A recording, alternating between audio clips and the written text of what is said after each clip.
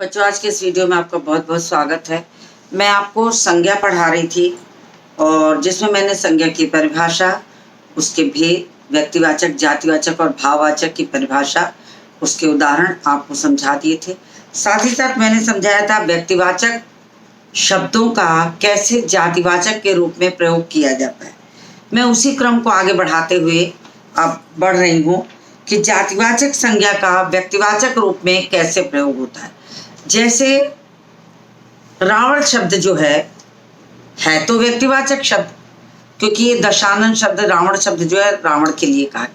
लेकिन अगर हम इसको समाज में आरोपित करके कह दें, आज समाज में रावण घर घर दिखाई पड़ते हैं।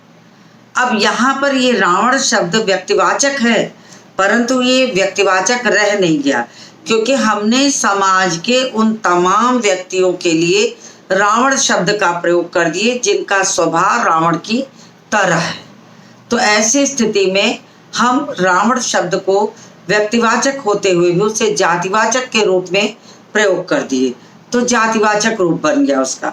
तो यही चीज मैं अब आपको समझाने चल रही हूँ। तो चलिए मैं यहाँ हेडिंग डाल देती हूँ। पहले जातिवाचक संज्ञा का व्यक्तिवाचक के रूप में प्रयोग।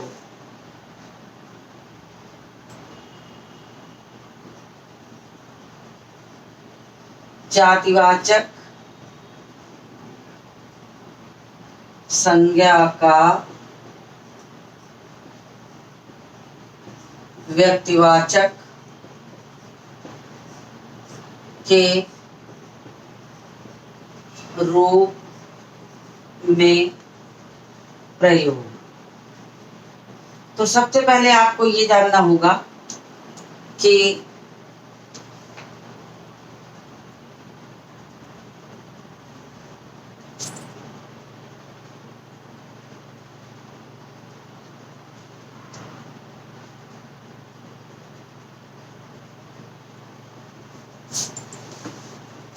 अब यहाँ पर मैं परिभाषा पहले लिख देती हूँ। किसी भी जातिवाचक शब्द का प्रयोग जब किसी भी जातिवाचक शब्द का प्रयोग जब किसी एक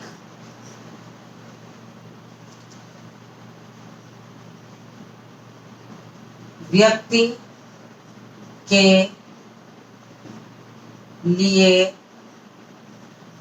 होता है तो उसे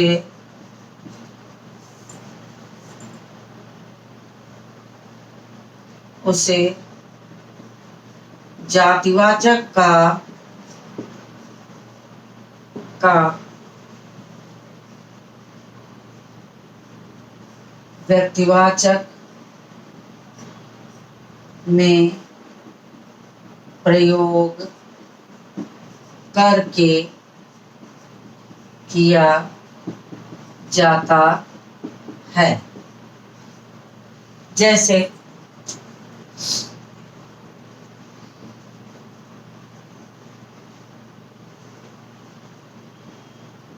पंडित जी हमारे प्रथम प्रधान मंत्री थे। अब यहाँ पर देखिए, ये पंडित जी शब्द जो है ये एक जाति विशेष के लिए है, लेकिन यहाँ पर पंडित जी शब्द का प्रयोग जो है वो हम किसी जाति के लिए ना करके पंडित जवाहरलाल नेहरू के लिए कर रहे हैं। जब हम व्यक्तिवाचक रूप में इसका प्रयोग कर रहे हैं, क्योंकि हमने प्रयोग किया है पंडित जी, मगर हम कह रहे हैं प्रथम प्रधानमंत्री थे, यानी प्रथम प्रधानमंत्री कौन था? पंडित जवाहरलाल नेहरू। तो नेहरू जी हमारे प्रथम प्रधानमंत्री थे, तो हमने यहाँ पर पंडित जी का प्रयोग नेहरू जी के लिए किया है। तो ये हो गया कि जातिवाचक शब्द का प्रयोग यहाँ पर व्यक्तिवाचक के रूप में हो गया, ये कहा जाता है।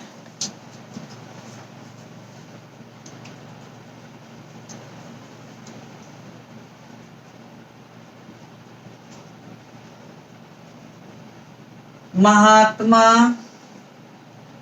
जी के बल पर ही आजादी मिली। अब हमने यहाँ पर महात्मा जी प्रयोग किया। महात्मा तो किसी के लिए भी कहा जा सकता है, महात्मा शब्द का प्रयोग तो किसी के लिए कहा जा रहा, लेकिन हमने यहाँ पर महात्मा जी का प्रयोग सिर्फ महात्मा जी कह के एक जातिवाचक शब्द के रूप में नहीं किया है। हम यहाँ पर महात्मा जी का शब्द महात्मा गांधी के लिए कर रहे हैं। ऐसी स्थिति में ये महात्मा जी के शब्द का जो प्रयोग है व्यक्तिवाचक रूप हो गया, क्योंकि शब्द तो है जातिवाचक लेकिन प्रयोग हुआ है उसका व्यक्तिवाचक के रूप में।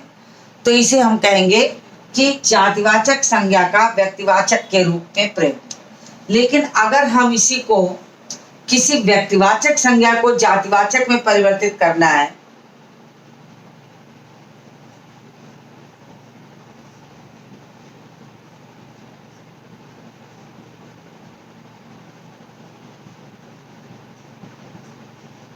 व्यक्तिवाचक का जातिवाचक के रूप में प्रयोग। तब देखिए मैं आपको प्रयोग करके दिखाती हूँ। अब यहाँ पर व्यक्तिवाचक है, जैसे मैंने अभी एक उदाहरण आपको दिया था रावण का, कि आज समाज में घर घर रावण दिखाई पड़ते हैं।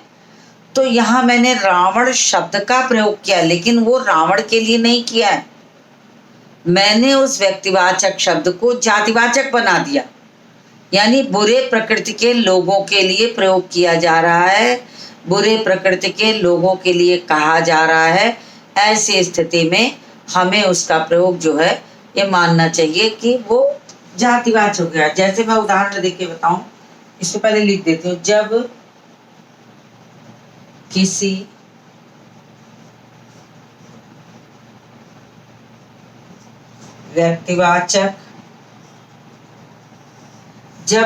व्यक्तिवाचक शब्द का प्रयोग पूरी जाति के लिए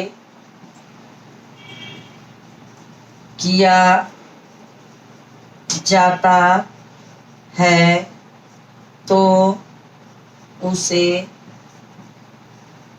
व्यक्तिवाचक संज्ञा को जातिवाचक के रूप में प्रयोग होता है। अब जैसे मैंने आपको उदाहरण दिया, उदाहरण लिखती हूँ। जैसे आज समाज में हर घर में रावण दिखाई पड़ते हैं। ठीक है। अब रावण है व्यक्तिवाचक, लेकिन मैंने व्यक्तिवाचक का प्रयोग व्यक्तिवाचक में न रख करके एक समाज के वर्ग विशेष के लिए कह दिया। तो ये व्यक्ति विशेष के लिए ना होकर वर्ग विशेष के लिए हो गया।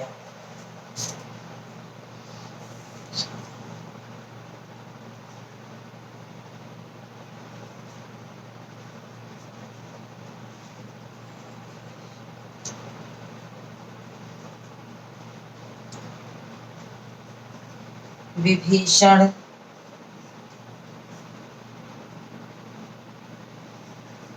जैसे लोगों से देश को नुकसान होता है। तो मैंने ये कह दिया कि विभीषण जैसे। अब विभीषण में यानी घर के भेदी की बात कहा जा रहा है। तो इस तरीके से देखा जाए तो हम क्या करते हैं कि किसी भी रूप में व्यक्तिवाचक का जातिवाचक के रूप में, जातिवाचक का व्यक्तिवाचक के रूप में प्रयोग कर सकते हैं। तो आप इसका स्क्रीनशॉट ले लीजिए।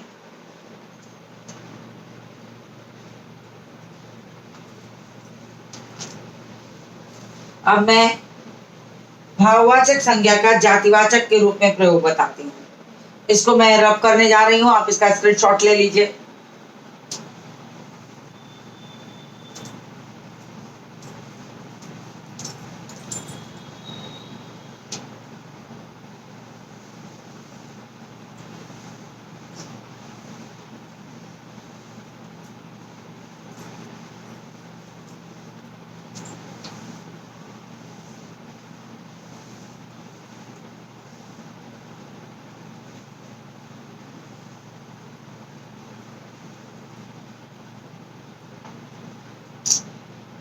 अब क्या हो जाएगा कि भाववाचक संज्ञा का जातिवाचक के रूप में प्रयोग। भाववाचक संज्ञा का जातिवाचक के रूप में प्रयोग। अब क्या है कि अगर कोई भाववाचक शब्द का प्रयोग हम जाति के, पूरे समाज की जाति के रूप में कर दें तो भाववाचक का जातिवाचक के रूप में प्रयोग हो जाएगा। भाववाचक संज्ञा एक वचन होती है। भाववाचक संज्ञा एक वचन होती है। जब इसका बहुवचन में प्रयोग किया जाता है तो ये परंतु जब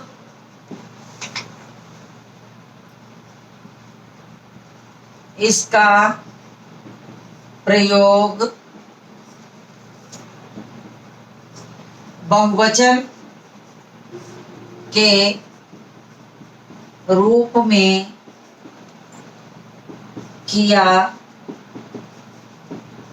जाता है तो यह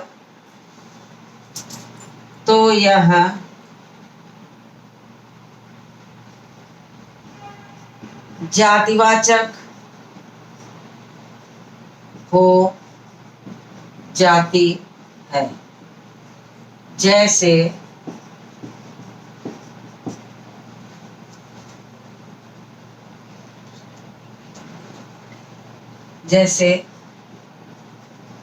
शहर भर में गंदगियों का ढेर लगा है।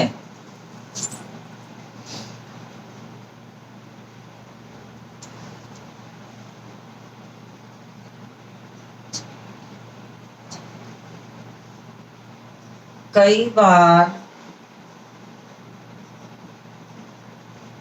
अधिक चालाकियां भी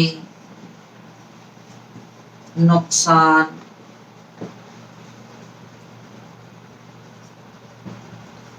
पहुंचा देती हैं। तो देखिए यहाँ पर हो गया प्रयोग, जिसमें गंदगी और चालाकी ये भाववाचक है, लेकिन बहुवचन में प्रयोग करके इसे हमने जातिवाचक बना दिया।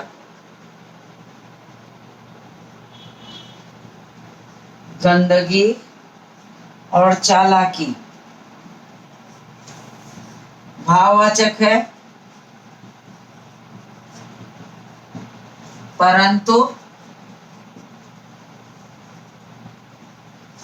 बहुवचन बनाते ही यह जातिवाचक हो गया। तो देखिए, ये मैंने आपको समझा दिया, अंडरलाइन भी कर दिया इस पर ताकि आपको समझ में आ जाए। तो इसका स्क्रीनशॉट ले लीजिए।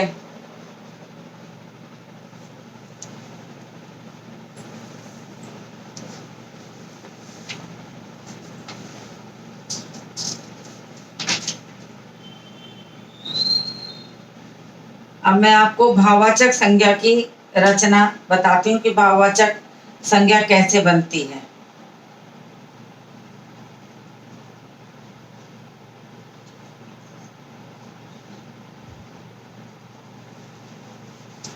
इसको रब करती हूँ, इसको रब कर रही हूँ। अब मैं आपको भाववाचक संज्ञा बनाना बता रही हूँ।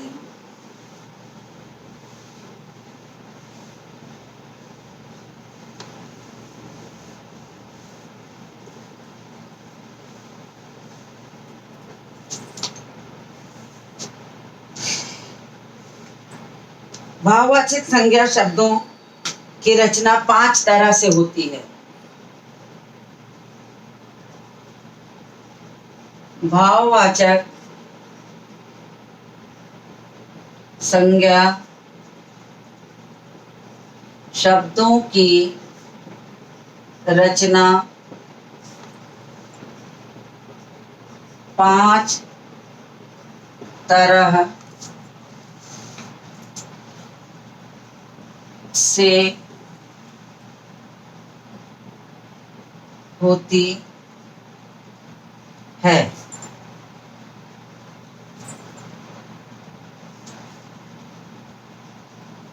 जातिवाचक से भाववाचक बनाना, जातिवाचक संज्ञा शब्दों से, दूसरा सर्वनाम से,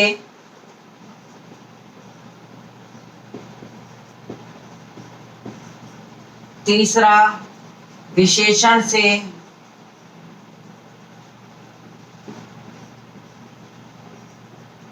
चौथा क्रिया से,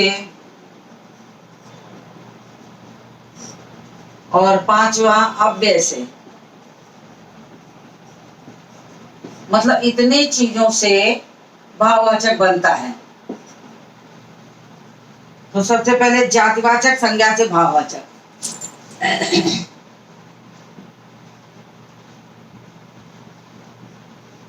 जातिवाचक से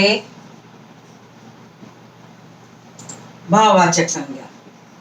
आपको परीक्षा में पूछा जा सकता है, एक जातिवाचक शब्द देके लिखा जा सकता है, इसको भाववाचक में परिवर्तित करें। जातिवाचक से भाववाचक में परिवर्तन।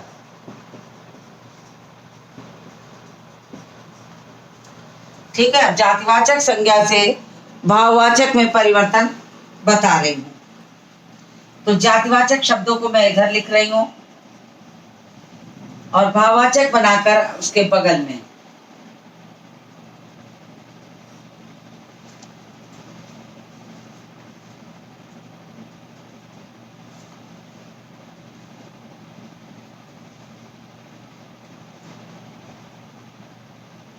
मानव,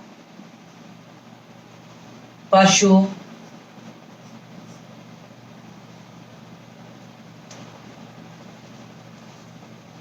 वक्ता, मित्र,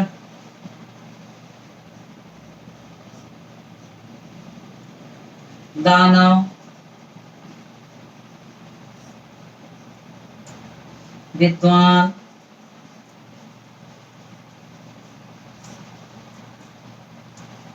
शिशु,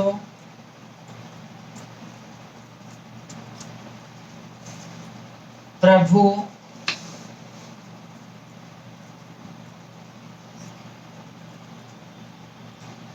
गुरु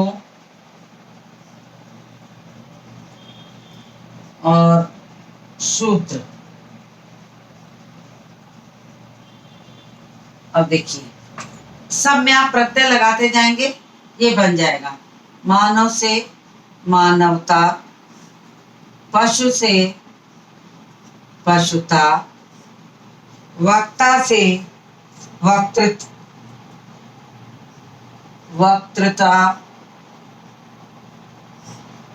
मित्र से मित्रता, दानव से दानवता, विद्वान से विद्वता,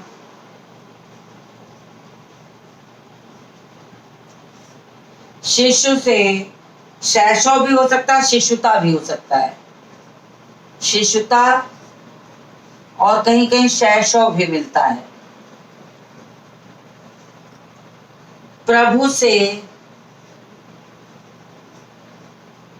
प्रभुता, गुरु से गुरुता, शूद्र से शूद्रता।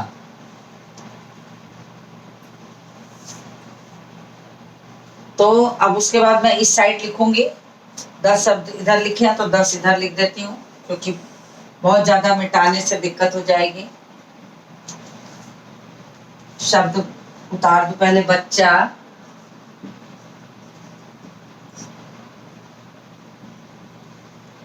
लड़का,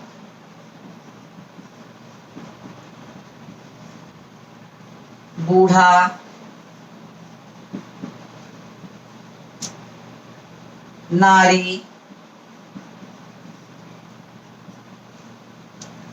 ब्राह्मण,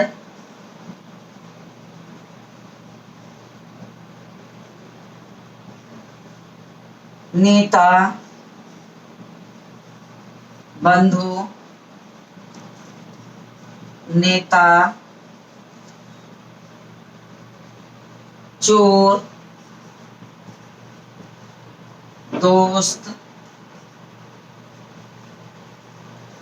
और शैतान।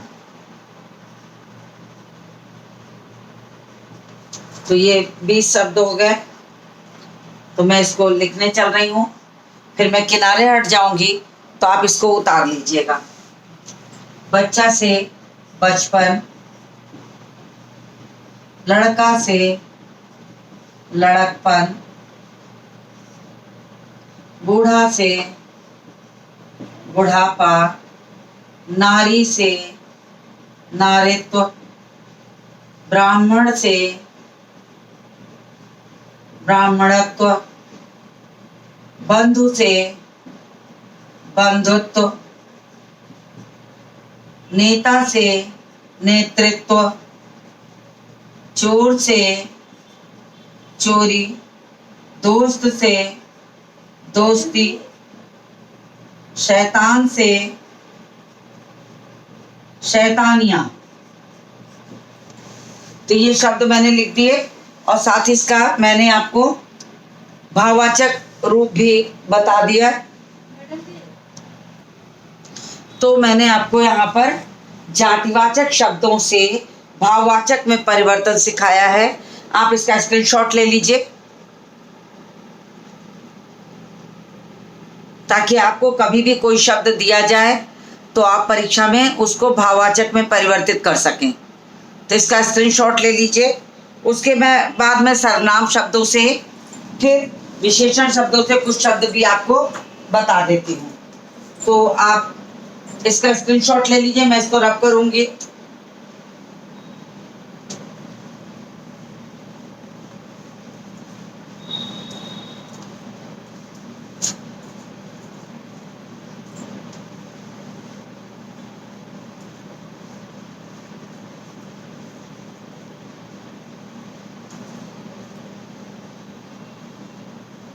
चलिए अब मैं सर्वनाम शब्द से भाववाचक संज्ञा बनाना बताती हूँ। सर्वनाम से भाववाचक संज्ञा बनाना।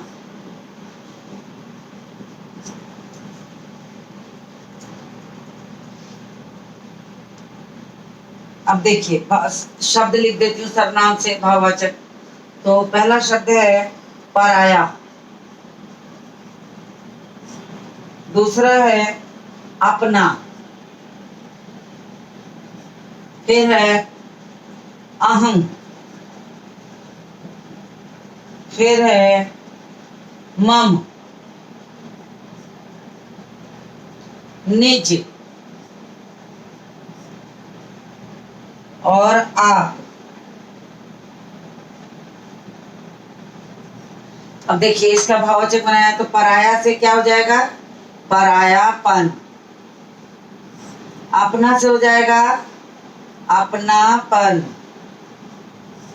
अहम से हो जाएगा अहंकार। मम से ममत्व। निज से निजत्व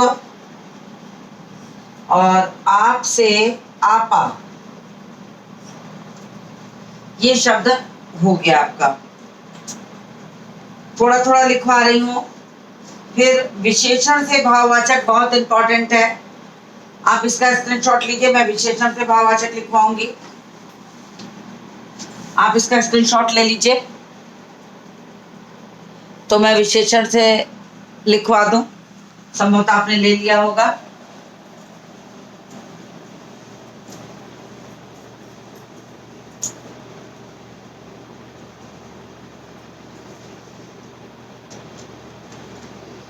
फिर आ गया विशेषण से। विशेषण से भाववाचक संज्ञा। अब देखिए शब्द पहले लिख देती हूँ, फिर उसका बनाऊंगी। स्वतंत्र, आपको जिनको आता जा रहा है बनाते जाइए। परतंत्र जब मैं बनाऊंगी तो आप उसे मिला लीजिएगा। स्पष्ट, आवश्यक,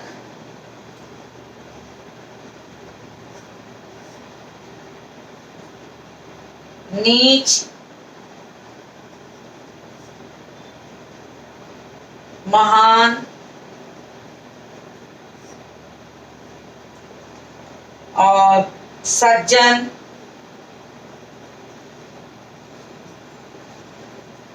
भयानक,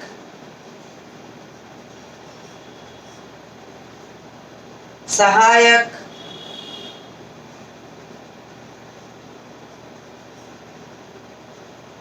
फिर कायर,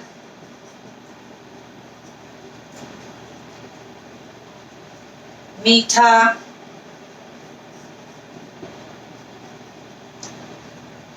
खट्टा,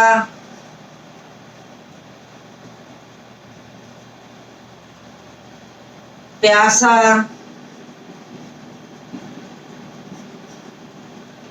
फिर हरी, अच्छा,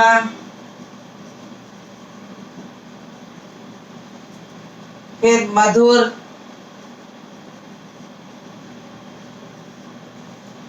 फिर एक, फिर सरल, और 20 शब्द बहुत ज्यादा है, बस मैं इतना ही लिखवाती हूँ। वीर, क्योंकि इतना ही हो पाएगा। अब स्वतंत्र से क्या बन जाएगा, स्वतंत्रता। परतंत्र से परतंत्रता। स्पष्ट से स्पष्टता। आवश्यक से आवश्यकता। नीच से नीचता। महान से महानता। सज्जन से सज्जनता। भयानक से भयानकता। सहायक से सहायता।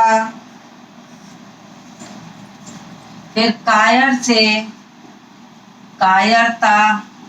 मीठा से मिठास। खट्टा से खटास, प्यासा से प्यास, हरी से हरियाली, अच्छा से अच्छाई, मधुर से मधुरता, एक से एकता, सरल से सरलता और वीर से वीरता। तो देखिए मैंने 20 शब्द आपको लिखवा दिए, आप इसको स्क्रीनशॉट ले लीजिए। विशेषण शब्दों से भाववाचक संज्ञा बनाना, तो संज्ञा से, सर्वनाम से और विशेषण से, तीनों से मैंने बता दिया। इसके बाद मैं क्रिया और अव्यय से बता के आपको इसके विकारक तत्व तो लिंग वचन पढ़ाऊंगी। तो मुझे उम्मीद है कि आपने इसका स्क्रीनशॉट ले लिया होगा। तो संज्ञा में मैंने आपको परिभाषा, उसके भेद, जातिवाचक से परिवर्तन, व्यक्तिवाचक का जातिवाचक में, भाववाचक का जातिवाचक में, ये सारी चीज़ें आपको समझा दी है। मुझे उम्मीद है आपको समझ में आ गया होगा। आप इसको दोहराइए। तो इसी के साथ इस वीडियो को समाप्त करती हूँ। मिलती हूँ आपसे अगले वीडियो में।